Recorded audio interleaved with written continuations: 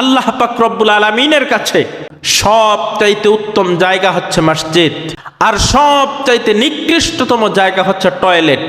আল্লাহর নবী বিশ্ব নবীজি বলেছেন, আহাব্বুল বিলাদি ইলাল্লাহি মাসাজিদুহা, যে আল্লাহ পাক রব্বুল আলামিনের কাছে সবচাইতে উত্তম জায়গা মসজিদ। একজন মানুষ যদি পৃথিবীর সবচাইতে উত্তম জায়গা মসজিদের ভিতরে প্রবেশ করে, রাসূলুল্লাহর সুন্নত হলো প্রবেশকালে ওই লোকটা ডান পা আগে মসজিদে দিবে, এরপর দোয়া পড়বে আল্লাহুম্মা ইফতাহ লি আবওয়াবা রাহমাতিক। যতক্ষণ সে মসজিদে থাকবে শুধুমাত্র আল্লাহ পাক রব্বুল আলামিনের জিকির, নামাজ, তাসবিহ, কোরআন তেলাওয়াত, ইসলামের ভালো ভালো কাজগুলো সম্পর্কে চিন্তা গবেষণা এইগুলো করবে। কোনো ধরনের অনৈতিক খারাপ কোনো কাজ করবে না, ইতিকাফের নিয়ত করে বসে থাকবে। এরপর মসজিদ থেকে বের হবে। যতক্ষণ পর্যন্ত সে মসজিদে বসে থাকলো ততক্ষণ পর্যন্ত পুরা সময়টা তার আমল নামায় লেখা হবে। বলেন সুবহানাল্লাহ। সকল ধর্মের ভিতরে সবচাইতে শ্রেষ্ঠ ধর্ম যেটি, তার নাম হচ্ছে ইসলাম। আল্লাহ পাক রব্বুল আলামিন বলেন, ইন্নাদ দীনা ইনদাল্লাহিল ইসলাম, যে আমার কাছে মনোনীত ধর্মের নাম হলো ইসলাম। সুবহানাল্লাহ বলেন।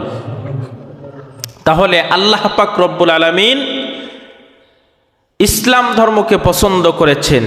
ইসলাম ছাড়া ইহুদি, খ্রিস্টান, বৌদ্ধ, হিন্দু যত ধর্ম এই পৃথিবীতে আছে কোনো ধর্মকেই আল্লাহ পাক পছন্দ করেন না। শুধুমাত্র একটা ধর্মকে পছন্দ করেন, সেই ধর্মের নাম হলো ইসলাম। এই ইসলাম ধর্মকে দিয়ে আমার বিশ্ব নবীজিকে এই পৃথিবীতে প্রেরণ করেছেন। নবী আলাইহিস সালাম দুনিয়াতে এসে তার শৈশব, কৈশোর, যৌবন শেষ করেছেন ইসলাম ধর্মকে মানুষের মাঝে পৌঁছানোর জন্য।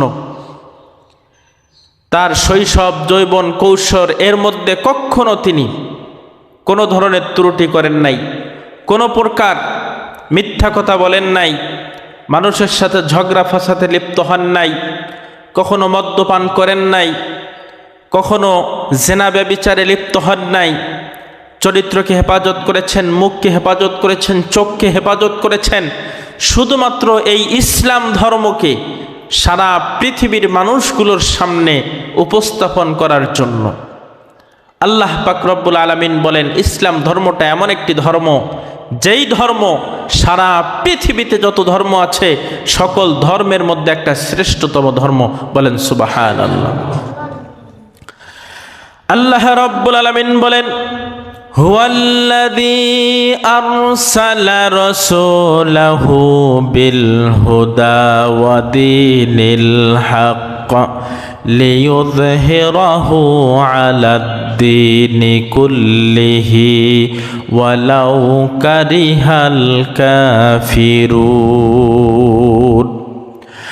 আল্লাহ রাব্বুল আলামিন বলেন, আমি আমার রাসূল মুহাম্মদুর রাসূলুল্লাহ সাল্লাল্লাহু আলাইহি ওয়াসাল্লামকে প্রেরণ করেছি সত্য দিন এবং হেদায়েতের মাধ্যমে।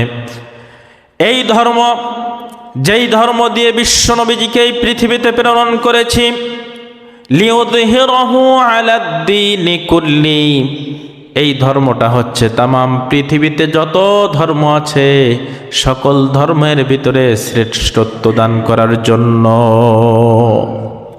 যত ধর্ম পৃথিবীতে আছে সকল ধর্মের উপর শ্রেষ্ঠত্ব অর্জন করার জন্য মুহাম্মদুর রাসূলুল্লাহ সাল্লাল্লাহু আলাইহি ওয়াসাল্লামের মাধ্যমে আল্লাহ পাক রব্বুল আলামিন এই ইসলামকে পৃথিবীতে প্রেরণ করলেন। বলেন সুবহানাল্লাহ। ইসলাম ধর্ম আমার নবীজি পৃথিবীতে নিয়ে আসলেন।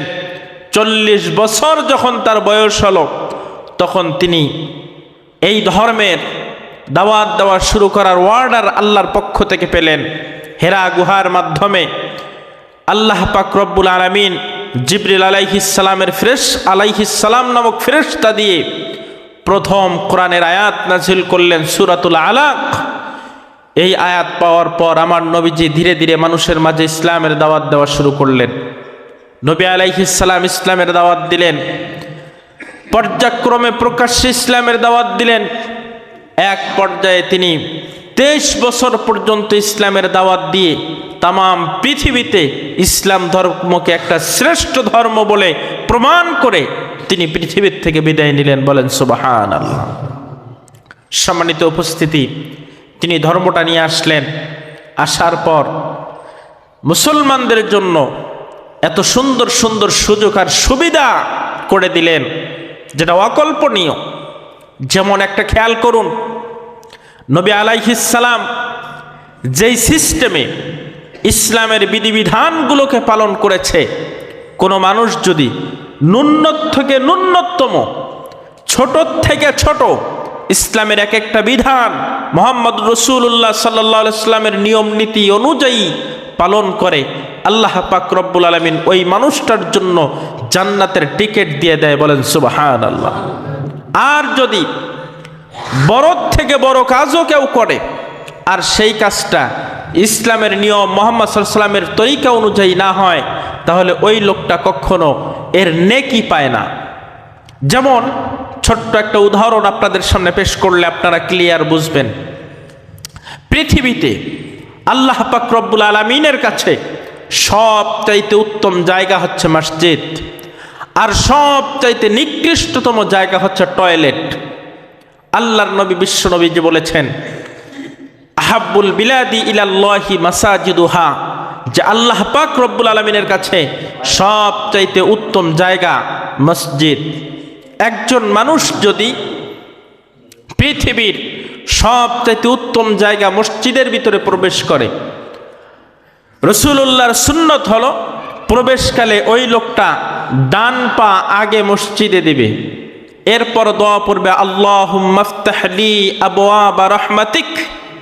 যতক্ষণ সে মসজিদে থাকবে শুধুমাত্র আল্লাহ পাক রব্বুল আলামিনের জিকির, নামাজ, তাসবিহ, কোরআন তেলাওয়াত, ইসলামের ভালো ভালো কাজগুলো সম্পর্কে চিন্তা গবেষণা এইগুলো করবে।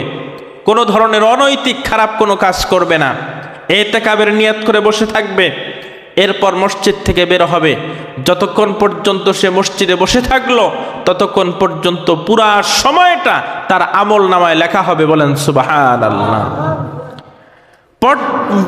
পক্ষান্তরে এই মসজিদেই মানুষ প্রবেশ করলো, কিন্তু নবী বলেছেন ডান পা দিয়ে প্রবেশ করো, উনি বাম পা দিয়ে প্রবেশ করলো।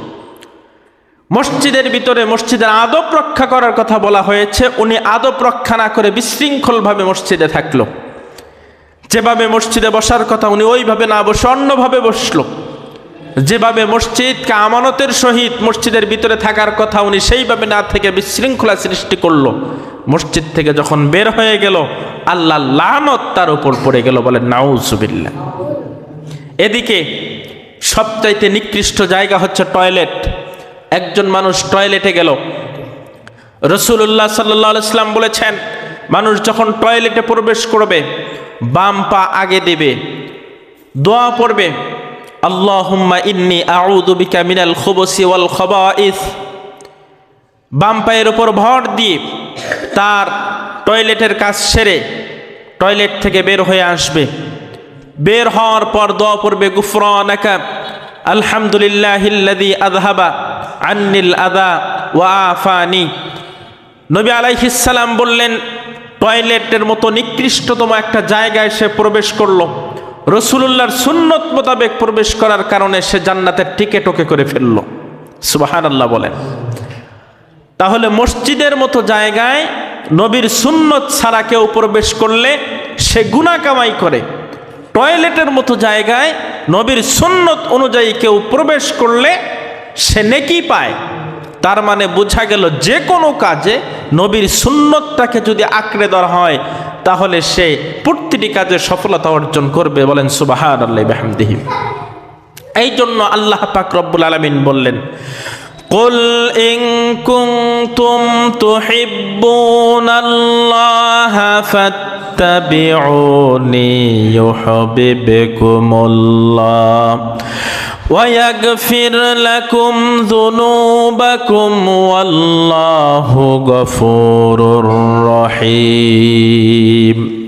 আল্লাহ রাব্বুল আলামিন বলেন, হে নবী, আপনি পৃথিবীর মানুষগুলোকে বলে দিন, ইন কুনতুম তুহিব্বুনাল্লাহ, কোন মানুষ যদি আল্লাহ পাক রব্বুল আলামিনকে ভালোবাসতে চায়, মহব্বত করতে চায়, আল্লাহ পাক রব্বুল আলামিনের নৈকট্য অর্জন করতে চায়, হে নবী আপনি বলে দিন ফাত্তাবিউনি, সেজন্য আপনি নবীর অনুসরণ আর অনুকরণ করে। আল্লাহর নৈকট্য, আল্লাহর ভালোবাসা কেউ যদি অর্জন করতে চায়, তার প্রথম কাজ হলো আল্লাহর প্রেরিত রসুল মুহাম্মদ রাসূলুল্লাহ সাল্লাল্লাহু আলাইহি ওয়াসাল্লামের অনুসরণ আর অনুকরণ করা। আল্লাহ পাক বলেন, কেউ যদি নবী আলাইহিস সালামের অনুসরণ আর অনুকরণ করতে পারে, ইয়াগফির লাকুম যুনুবাকুম, আমি আল্লাহ পাক তার জীবনের শুরু থেকে শেষ পর্যন্ত যাবতীয় যত গুনাহ আছে সব গুনাহ মাফ করে দেই। তাহলে নবী আলাইহিস সালামের অনুসরণ করা দরকার আছে না নাই? নবী আলাইহিস সালামকে কেন আমরা অনুসরণ করব না বলেন? নবী তো তার পুরা জিন্দিগিটা উম্মতের জন্য, এই পৃথিবীর মানুষগুলোর জন্য শিক্ষা হিসেবে রেখে গিয়েছেন। তার জীবনে এমন কোনো কাজ নাই যেই কাজটাতে আমরা শিক্ষা পাবো না। প্রতিটি কাজে তার শিশুকাল থেকে শুরু করে নিয়ে বৃদ্ধকাল পর্যন্ত, এমনকি ওয়াফাত পর্যন্ত যত কাজ তিনি করেছেন, সবগুলো কাজের ভিতরেই শিক্ষা আছে এই উম্মতের জন্য।